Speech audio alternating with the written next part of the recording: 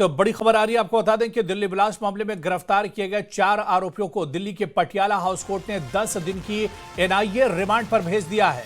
गुरुवार को गिरफ्तार चारों आरोपियों में पुलवामा के डॉक्टर मुजम्मिल शकील गनाई, अनंतनाग के डॉक्टर अदील अहमद राथर, लखनऊ के डॉक्टर शाहीन शाहिद और शोपियां के मुफ्ती इरफान अहमद वगे शामिल हैं। एनआईए की जांच के अनुसार इन सभी ने उस आतंकी हमले में अहम भूमिका निभाई थी जिसमें कई बेगुनाह लोग मारे गए थे और कई अन्य घायल हुए थे। मामले की जांच तेजी से करते हुए एनआईए ने पहले 2 और आरोपियों को गिरफ्तार किया था।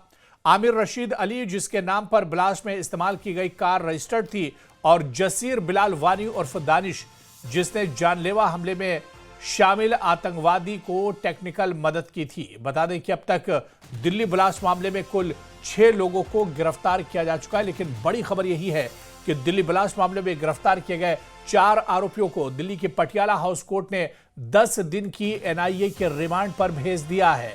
तो कोर्ट ने 10 दिनों की एनआईए के रिमांड पर भेजा है। श्रीनगर से आरोपियों को गिरफ्तार किया गया था और इस बीच बड़ी खबर यही है कि 3 डॉक्टर और एक मुफ्ती गिरफ्तार किए गए हैं। ब्लास्ट केस में 6 हुई है कुल आरोपियों की संख्या। और इस कार्रवाई पर और जानकारी लेंगे इस वक्त हमारे सहयोगी शंकर आनंद इस वक्त हमारे साथ जुड़े हुए। शंकर, दिल्ली ब्लास्ट केस में बड़ी खबर इस वक्त आ रही है कि 4 आरोपियों को दिल्ली के पटियाला हाउस कोर्ट ने 10 दिन की एनआईए रिमांड पर भेज दिया है। क्या कुछ जानकारी मिल पा रही है? देखिए, जिस तरह से केंद्रीय जांच एजेंसी एनआईए के द्वारा एक बड़ी कार्रवाई को अंजाम देते हुए 6 आरोपियों को आज गिरफ्तार करने के बाद उसे एनआईए कोर्ट में पेश किया गया था, दिल्ली के पटियाला हाउस कोर्ट में।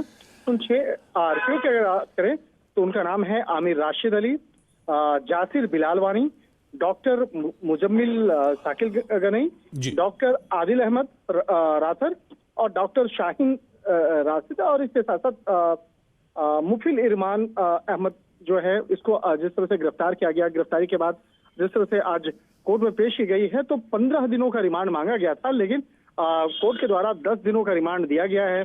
तो ये 10 दिनों के उसे अलग अलग स्थानों पर ले जाकर के इससे पूछताछ की जाएगी और अलग अलग स्थानों पर ले जाने का मकसद ये होगा कि कहाँ कहाँ इनकी मीटिंग होती थी, किन लोगों से मुलाकात करते थे, किस तरह से पूरे साजिश को अंजाम दिया गया। तो इन तमाम मसलों पर विस्तार से इससे पूछताछ की जाएगी। तो कहा जा सकता है कि आने वाले दिनों में इस मामले में कुछ और भी खुलासे देखने को मिल सकता है। तो अभी फिलहाल आज कहा जा सकता है कि अभी तमाम आरोपियों को दिल्ली स्थित एनआईए मुख्यालय में रखा गया है और रखने के बाद आज हालांकि जो पूछताछ की प्रक्रिया तो अब अभी कुछ होगी नहीं, क्योंकि अब रात का वक्त हो चुका है। डिनर करने के बाद उन्हें आराम करने को भेजा जाएगा और उसके बाद कल सुबह फिर 9 बजे से तमाम आरोपियों से पूछताछ की जाएगी। बिल्कुल शंकर, जिस तरह से आपने बताया कि 10 दिनों की एनआईए रिमांड पर भेजा गया है और रिमांड का मतलब ये कि अब इनसे सख्त पूछताछ होगी और पूछताछ के बाद कई बड़ी चीजें निकलकर सामने आ सकती हैं, क्योंकि शंकर आप देखिए कि इस मामले के तार जम्मू कश्मीर से फरीदाबाद, फिर दिल्ली, लखनऊ, देश के अलग अलग हिस्सों से जुड़े हुए हैं। निश्चित तौर पर देखिए, यहाँ पर जिस तरह से इन लोगों से पूछताछ की बात करें तो इन लोगों से जो पूछताछ करने का जो मुख्य मकसद ये होगा कि किस तरह से ये व्हाइट कॉलर टेररिज्म जो है इसको इम्प्लीमेंट किया गया, किस तरह से जांच, किस तरह से ये पूरे ऑपरेशंस को आगे बढ़ा रहे थे और इनके गुट में और कौन कौन से लोग हैं। बहुत सारे देखिए लोगों की पहचान हो चुकी है, कई लोगों की गिरफ्तारी हो चुकी है, लेकिन अभी भी इस मामले में इन्वेस्टिगेशन का दायरा काफी आगे बढ़ता हुआ नजर आ रहा है और जांच एजेंसी एनआईए के द्वारा इस मामले में आगे तफ्तीश का दायरा आगे बढ़ाया जा रहा है। हालांकि एक तरफ देखा जाए एनआईए इस मामले की तफ्तीश कर रही है, तो दूसरी तरफ देखा जाए केंद्रीय जांच एजेंसी ईडी के द्वारा मनी लॉन्ड्रिंग एक्ट के तहत भी इस मामले में इन्वेस्टिगेशन की प्रक्रिया आगे बढ़ाया जा रहा है। लेकिन जो राज्य पुलिस की बात करें तो जम्मू कश्मीर की जो पुलिस है वो भी इस मामले में आगे इन्वेस्टिगेशन के लिए तमाम इनपुट्स को खंगालने में जुटी है। दूसरी तरफ देखा जाए दिल्ली पुलिस की स्पेशल सेल और हरियाणा पुलिस, उत्तर प्रदेश की एटीएस, वो अलग अलग जो पुलिस की जो इकाई है वो अपने स्तर पर जांच पड़ताल कर रही है। और दूसरी तरफ देखा जाए कि जो सेंट्रल एजेंसियां हैं सेंट्रल एजेंसियां अपने तरीके से इन्वेस्टिगेशन कर रही है। तो अलग अलग दायरे जरूर हैं, लेकिन मकसद एक ही है कि इस पूरे आतंकी गुट के खिलाफ जल्द से जल्द कार्रवाई करना, उनके खिलाफ तमाम आरोपियों को गिरफ्तार करना।